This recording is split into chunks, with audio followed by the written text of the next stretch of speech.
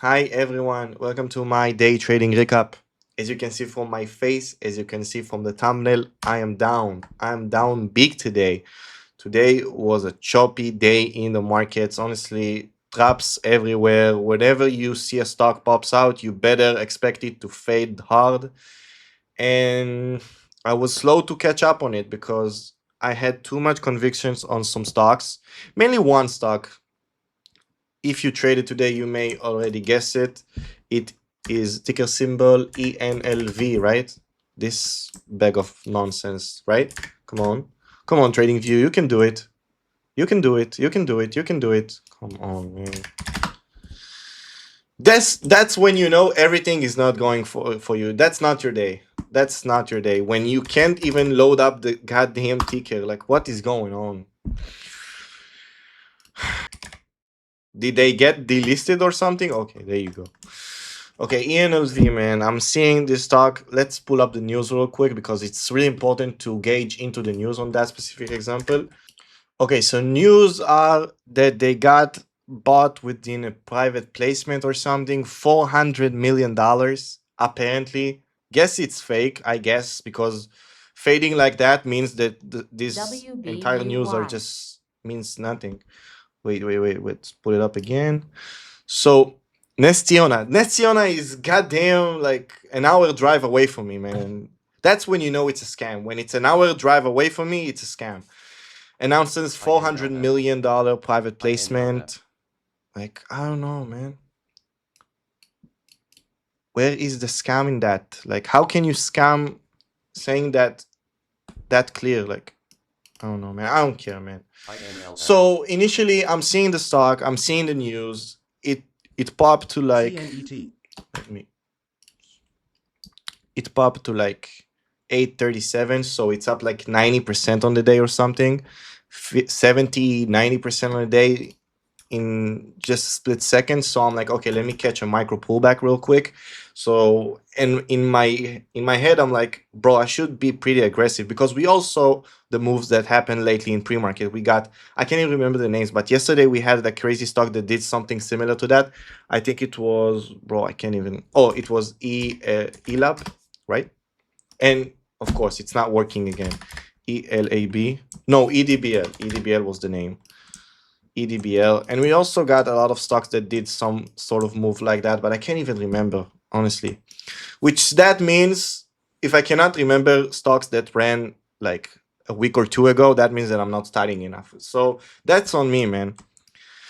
Because if I had studied like I should have, maybe when EDBL popped yesterday, maybe I would have catched it, but would have caught it, of course. But I did not. So I need to study more, man.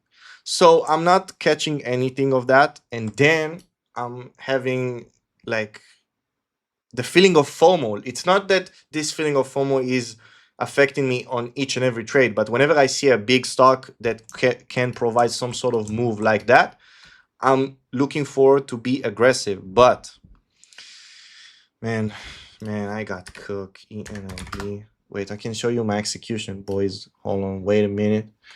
Yes, so I'm buying 687, 694, and you can see the slippage, man. Slippage lately when I'm trading those higher price names, I can't, man.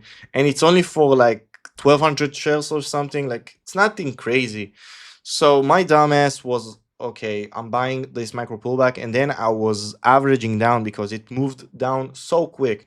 And it's not that I averaged down with like double of my size, but I did add like I want to say quarter size of what I initially had. So adding there, and then I'm holding for a split second longer, and I have to sell it for like a 2 point loss or something. Man, this was brutal, man. And after that, man, you can see my day. I haven't made anything. Wait. So yeah, I'm red 3.7, as you guys can see.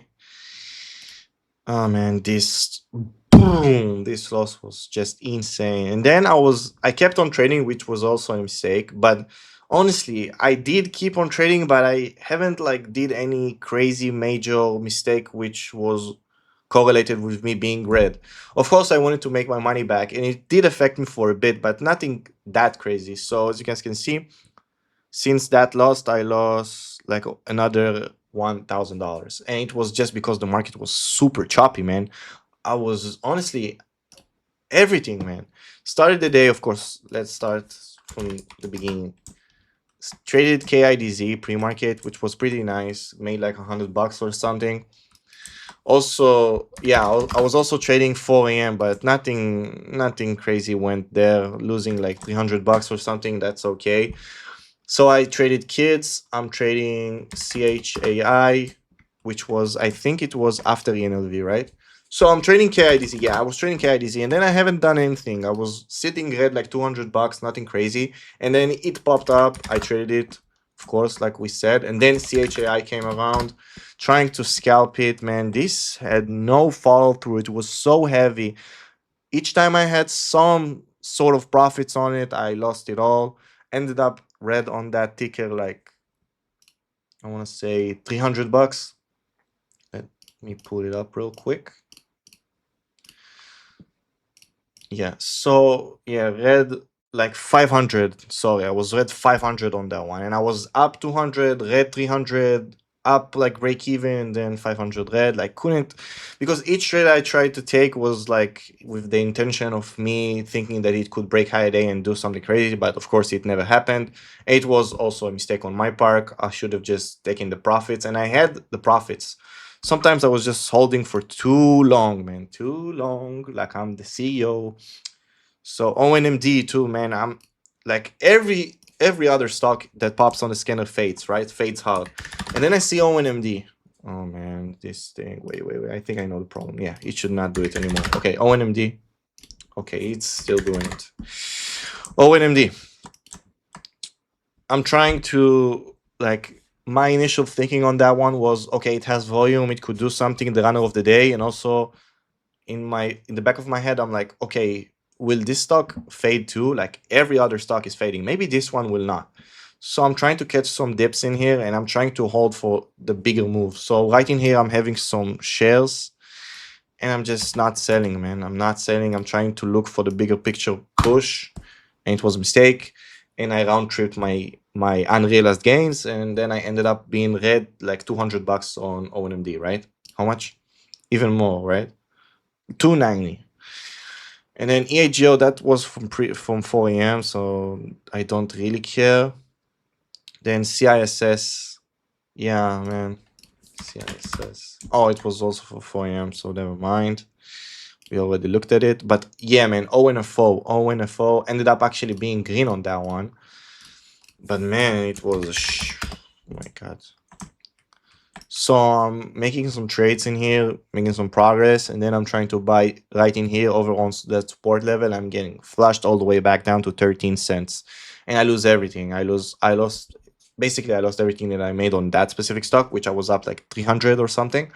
So I lost it all, and then I got that little bounce in here, which was just me revenge trading it, but it was not with small size, I guess. So yeah, this and KIDZ were my only green tickers of the day.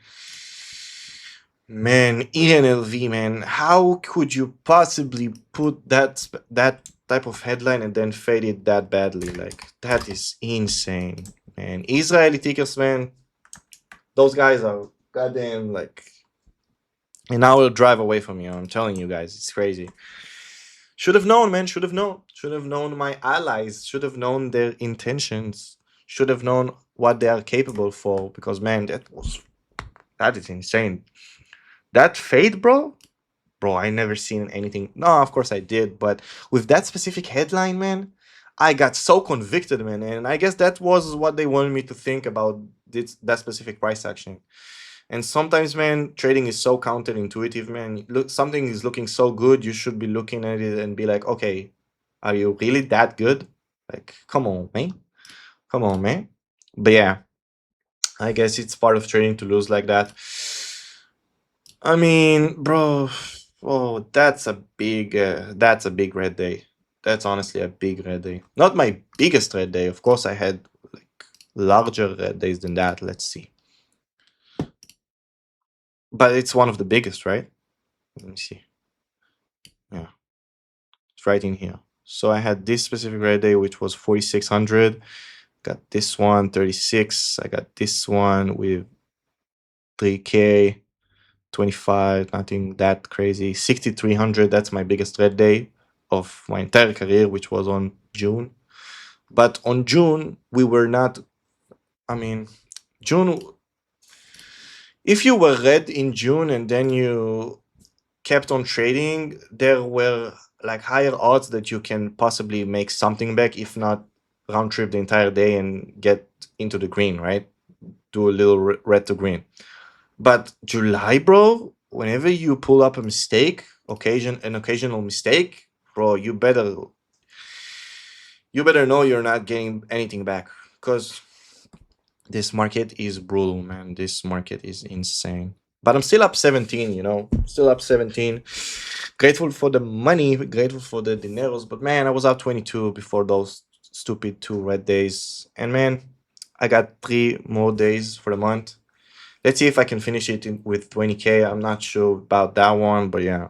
Each time we're seeing that specific, like, that's the thing, like, market could be so slow. It's slow and it's slow and it's slow. And you're like, bro, this could not prevail. Like, it makes no sense. We should be getting something that cuts everything, and then maybe we can get a hot market.